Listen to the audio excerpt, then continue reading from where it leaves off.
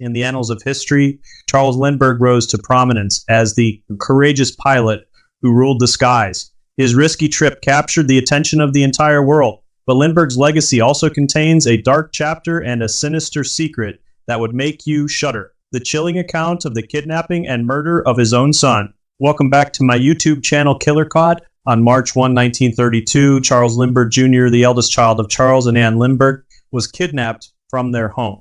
His parents were notified by the child's nurse when she noticed he was missing at about 10 p.m.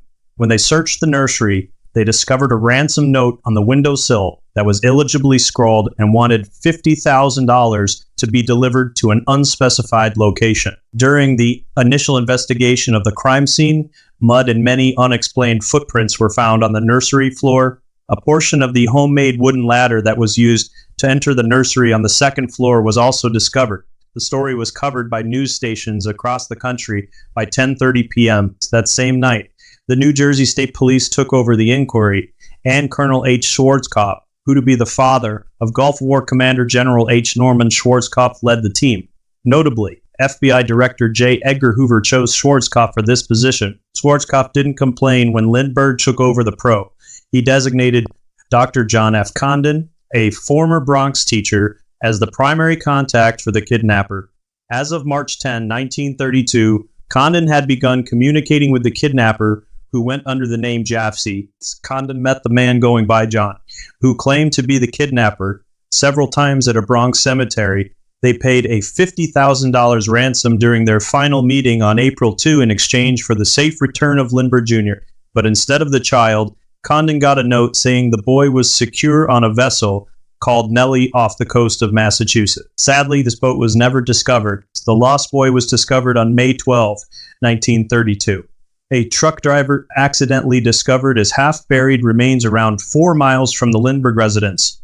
The youngster had been dead for around 2 months when the coroner concluded that he had died from a head injury. The FBI, the New Jersey State Police, and the New York City Police Department were the organizations involved in the case. They began their investigation by identifying the bills used to pay the ransom and watching to see how the money was used. The ransom notes were also studied, and the handwriting was compared. For the crime, they detained a guy by the name of Bruno Richard Hauptmann.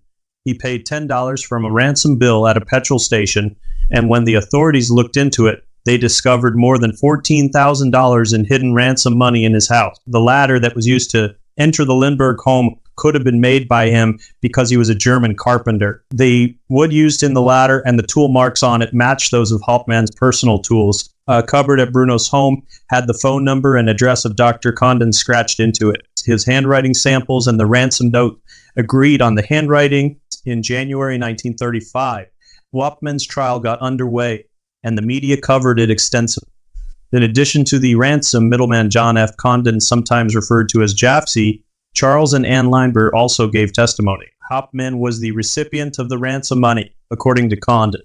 A wood scientist who analyzed the ladder used in the crime discovered that some of its components matched pieces of wood from Hauptmann's attic, which was another crucial piece of evidence. Hauptmann took the stand 3 weeks into the trial and exuded obvious nervousness. He acknowledged lying to the police, but he insisted he was innocent nonetheless. Hauptmann was finally found guilty of first-degree murder by the jury.